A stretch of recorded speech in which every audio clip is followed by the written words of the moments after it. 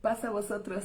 Estamos ya en nuestra última lectura, en nuestra última porción, terminando ya nuestro libro de Números y nos encontramos en el capítulo 35 a partir del versículo 9. Dice, y habló Dios a Moisés diciendo, habla a los hijos de Israel y di a ellos, cuando vosotros pasareis al Jordán hacia la tierra de Canaán, y entonces designaréis para vosotros ciudades, ciudades de refugio serán para vosotros, y huirá allá un asesino que haya golpeado con negligencia, y serán para vosotros las ciudades como refugio del reivindicador. El reivindicador o el redentor de la sangre, o en la versión Reina Valera dice el vengador de la sangre, es decir, un pariente del occiso que desea vengarse de aquel que mató. Pero pues dice que este asesino que fue con negligencia debe huir a esas ciudades de refugio. Dice, y no morirá el asesino, sino hasta ser presentado ante la asamblea para el juicio. Y las ciudades que colocaréis, 6 ciudades de refugio habrán para vosotros. A 3 de las ciudades las colocaréis del otro lado del Jordán, y a 3 de las ciudades colocaréis en la tierra de Canaán, ciudades de refugio serán. Dice entonces, de donde está la tribu de Manasés, la tribu de Gad, de Rubén y la media tribu de Manasés, va a haber 3 ciudades de refugio ahí, y del otro lado del Jordán, en la tierra de Israel, va a haber otras 3 ciudades de refugio. Dice, verso 15. Para los hijos de Israel y para el prosélito y para el que reside entre ellos, serán las ciudades estas para refugio, para huir allá todo el que golpeare una vida con negligencia. Pero hay otros casos de asesinato, cuando no es con negligencia, cuando es con alevosía, incluso nos va a manejar cuando se hace con odio y que ya había planeado todo, que incluso ponía acechanzas a su víctima. Y pues vamos a ver que ese asesino, que actuó con ventaja, con alevosía, él merece la pena de muerte. Dice, verso 16, y si con utensilio de hierro lo golpeare y muriere, un asesino es, ha de morir el asesino.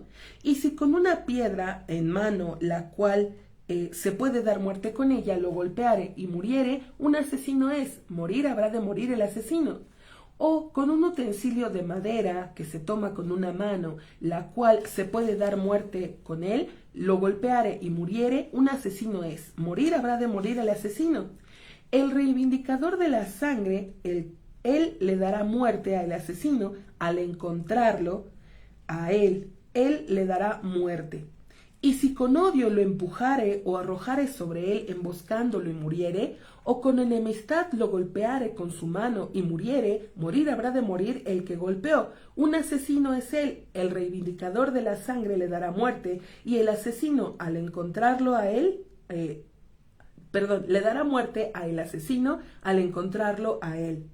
Mas si repentinamente, sin enemistad lo empujare, decíamos involuntariamente, o arrojare sobre él todo utensilio sin haberle emboscado, o con toda piedra la cual se puede dar muerte con ella sin haberlo visto, y la hiciere caer sobre él y muriere, y él no enemistado a él y no busca su mal, entonces juzgará la asamblea entre el que golpeó y entre el reivindicador de la sangre, de acuerdo a las leyes estas.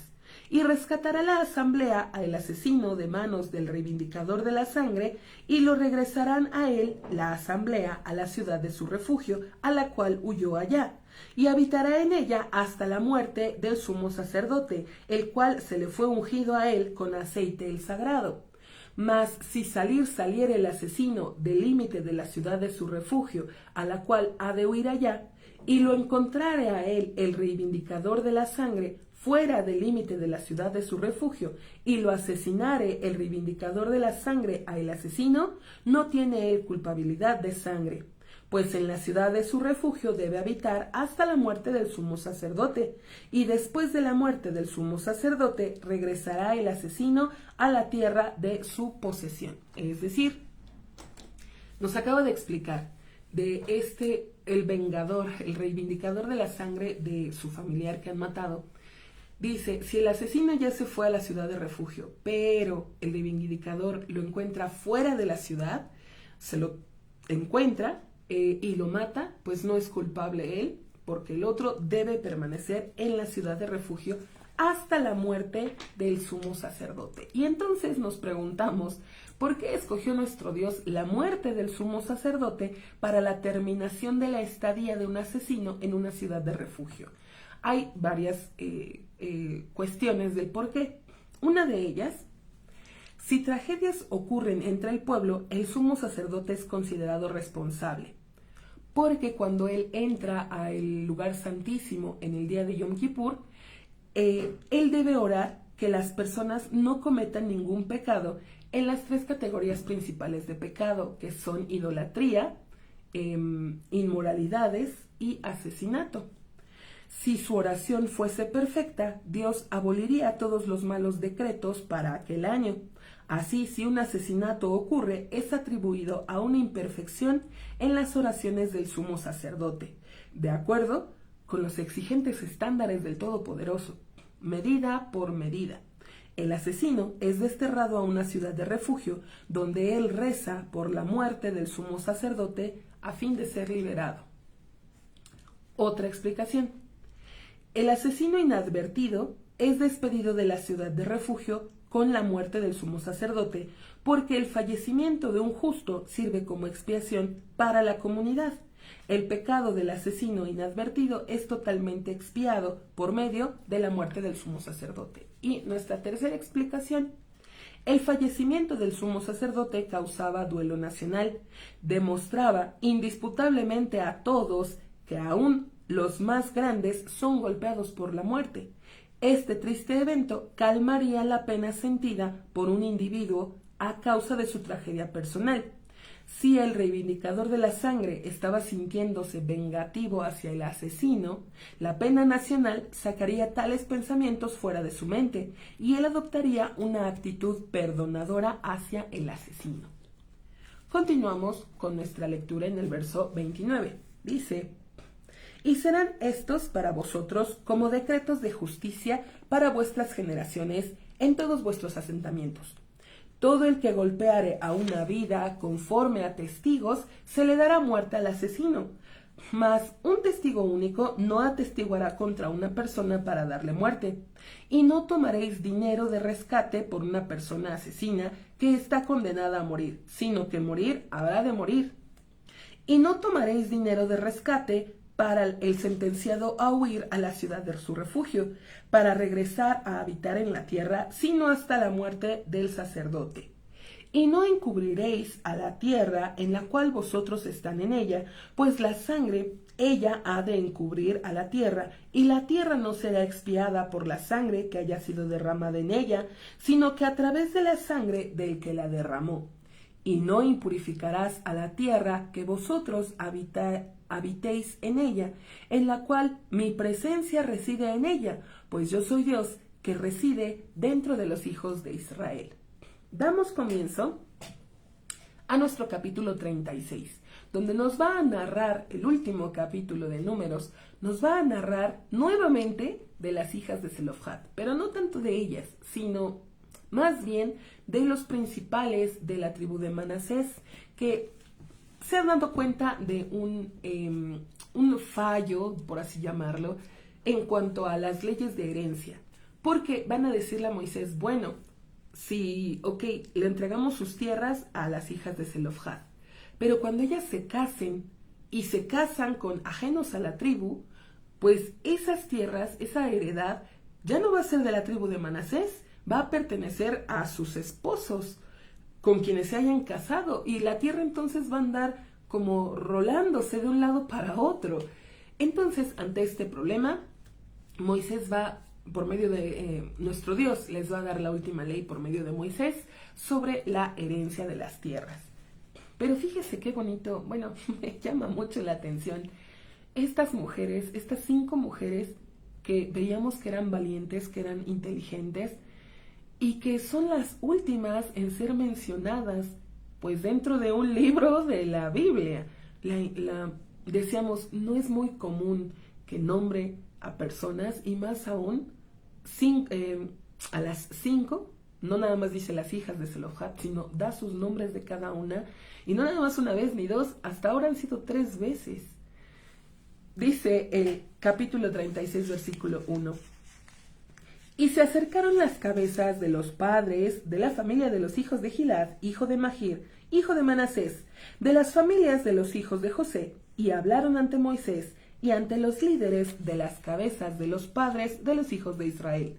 Y dijeron: a mi señor ordenó Dios otorgar a la tierra como heredad por sorteo para los hijos de Israel, y a mi señor le fue otorgado, a través de la palabra de Dios, otorgar a la heredad de Zelofhad nuestro hermano a sus hijas. Y fueren para uno de los hijos de las tribus de los hijos de Israel como esposas. Entonces será descontada su heredad de la heredad de nuestros padres, y será añadida a la heredad de la tribu a la cual fueron ellas casadas para ellos. Y del sorteo de nuestra heredad se descontará. Y si hubiere el jubileo para los hijos de Israel, y será añadida su heredad sobre la heredad de la tribu que fueron ellas esposas para ellos, y de la heredad de la tribu de nuestros padres será descontada su heredad. Y ordenó Moisés a los hijos de Israel, por boca de Dios o por palabra de Dios, diciendo: correctamente la tribu de los hijos de José han hablado. Esta es la palabra que ordenó Dios a las hijas de Zelofhad, diciendo: para el bueno ante sus ojos serán ellas como esposas, mas solo a la familia de la tribu de sus padres serán ellas como esposas. Y no rondará heredad de los hijos de Israel una tribu hacia otra tribu, sino que cada persona en la heredad de su tribu de sus padres se apegarán los hijos de Israel. Y toda mujer que heredare posesión de las tribus de los hijos de Israel para uno de la familia de la tribu de su padre será como mujer, para que hereden los hijos de Israel cada persona según la heredad de sus padres, y no rondará una heredad de tribu a tribu ajena, pues cada persona en su heredad se apegarán las tribus de los hijos de Israel. Conforme ordenó Dios a Moisés, así hicieron las hijas de Zelofhad. Y fueron Mahla, Tirsa, Jogla y Milca y Noa, las hijas de Zelofhad, para los hijos de sus tíos como esposas. De las familias de los hijos de Manasés, hijo de José, fueron como esposas, y fue su heredad de ellas, de acuerdo a la tribu de la familia del padre de ellas. Así termina este episodio, y tenemos un verso más del libro de Números. Este libro de Números termina mencionando que los preceptos fueron entregados a través de Moisés. Nos va a decir el verso en manos de Moisés. Y así se le da término prácticamente a los relatos históricos del Pentateuco, ya que el siguiente libro, el libro de Deuteronomio, viene siendo un discurso de despedida de Moisés, resumiendo lo acontecido, retomando y recalcando preceptos, dando preceptos adicionales y bendiciendo al pueblo para iniciar su nueva vida como nación de Dios en su propia tierra. Dice el verso 13: estos son los preceptos y las leyes que ordenó Dios en manos de Moisés a los hijos de Israel en las planicies de Moab, al lado del Jordán, Jericó. Amén. Y pues entonces nos resta solamente sé fuerte y seamos fortalecidos. Si Dios nos permite, estaremos iniciando la lectura de nuestro libro de Deuteronomio. Más adelante. Pasa a vosotros.